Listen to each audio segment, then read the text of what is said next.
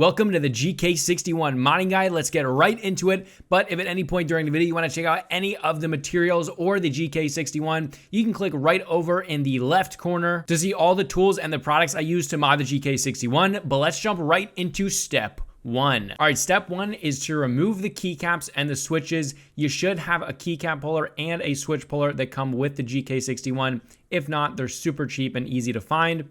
After you have all those keycaps and switches off, then you are going to unscrew the plate and the PCB from the plastic case. Now, these just are, I think, 9 screws. Just unscrew those from the top. This will take out the PCB and the plate together out of the case. So once all those are unscrewed, kind of just flip the board upside down, tap it out a little bit, and the PCB and the plate should come right out. Moving on to step two, you're gonna use foam, felt, butyl rubber, basically anything you want to dampen the case. I'm using butyl rubber. If you want a more thocky sound, use something thicker like butyl rubber like I'm using, but cut out the size of the keyboard, and then you're gonna cut out any holes for the standoffs necessary. Then an additional step is you can tape mod the bottom of the PCB. Basically what this is you're gonna use painter's tape and just cover the bottom of your PCB with tape. You can either do 1 or 2 layers, maybe more, though I just did 1 layer with this. This just helps with the acoustics and overall sound of the board. All right, moving on to step 3, you're gonna grab your PCB and your plate now, and you're gonna remove your stabilizers.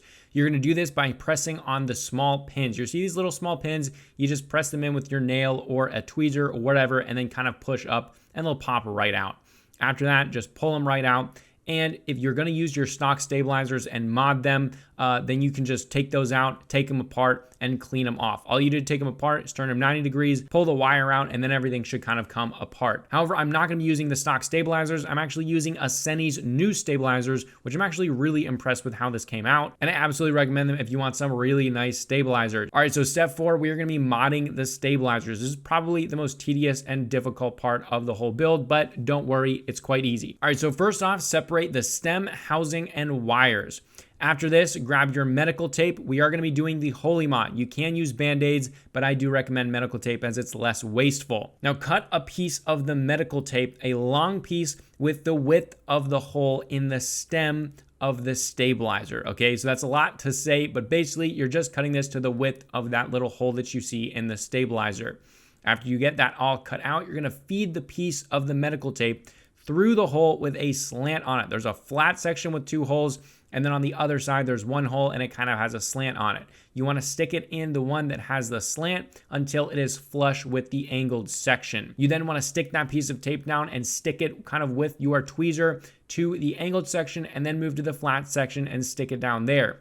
We're then going to cut off the remaining tape with a small amount sticking out. You're then going to take that small amount and flip it over, kind of stick it over into that second hole on the flat section with 2 holes. You're going to stick it into that upper hole. This is just to make sure it doesn't come loose while it's on your board. And then you rinse and repeat, and that is the Holy Mod. But moving on to step 5, congrats, the hardest part is now over. Now we are going to lube the stabilizers. We're going to be using 205 grade 0 lube, and we're going to be using some dielectric grease. Again, you can check over in the left corner if you want to check out any of the stuff that I'm using in this video to mod this. Now take your stem and you're going to apply even mounts to the left and the right wall. You don't want this to be globbed on there. You just want it to be an even coating. Now moving to your housing, you're going to basically do the same thing again to the left and right wall, but again, this time obviously on the inside. We are going to be using the same 205 grade 0 for this part. Then you're going to insert the stem, the lubed stem, into the lubed housing through the bottom with the side of the stem that has 2 holes facing the opening. You do want to make sure that, otherwise you're not going to be able to have working stabilizers. Then grab your wire and your dielectric grease, and you're going to stick the wire into the dielectric grease, not going past the 90-degree point. Take it out. And then you're going to do this again, but then go past that 90-degree point because there is contact points there. After you have your wire lubed, you're then going to stick it at a 90-degree angle to your stem and housing that you've put back together and lubed. You're going to stick it into that hole and then turn it at a 90-degree angle, and you should hear an audible click. And that's it. Do this for all your stabilizers and you are good to go. All right, moving on to step 6, you are going to unscrew the PCB from the plate. You do this by flipping the plate and the PCB around so that you're looking at the PCB, and there should be 6 screws on the bottom. Now, after that's all apart, reinstall your stabilizers into the plate because these are plate mounted stabilizers.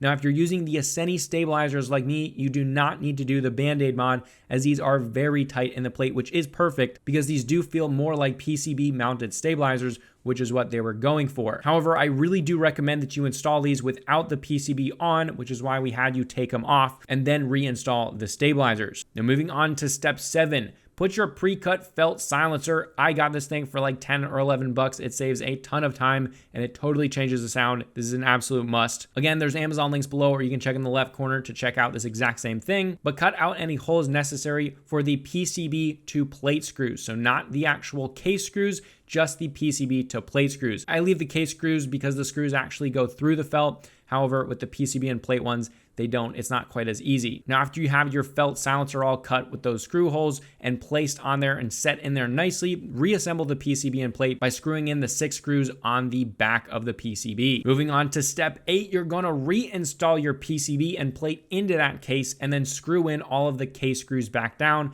Now, I don't condone using an impact driver. I would just hand tighten it because I may have stripped it just a little bit, but we're not gonna talk about that. Now, moving on to step 9, put your switches in. Now, whether you have the optical or mechanical switch version of this, it will change your decision, as with the optical switch hot swappable version, you can only swap in Gateron optical switches. However, if you get the fully hot swappable typical mechanical switches, you can put in any switch you want.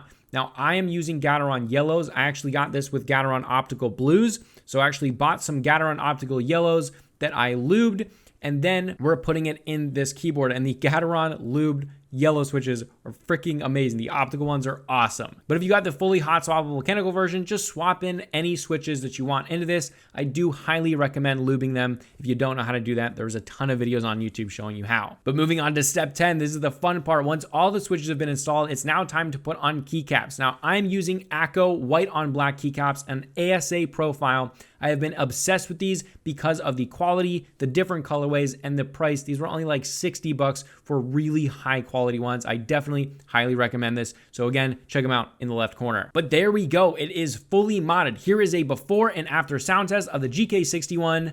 Take a listen.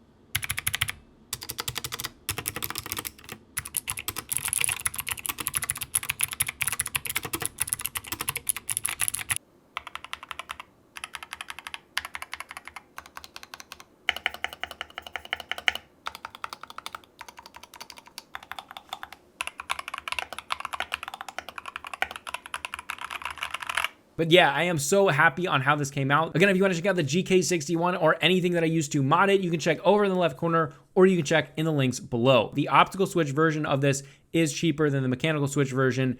You do get less options, but again, I really liked how these yellows came out, especially with being lubed. That's what changed it so much. And the stabilizers were seriously impressive. But if you enjoy this and you want other modding content or mechanical keyboard recommendations, subscribe to my channel because I do a ton of that kind of content. But this is a consumer tech review, and I'll see you guys in the next video.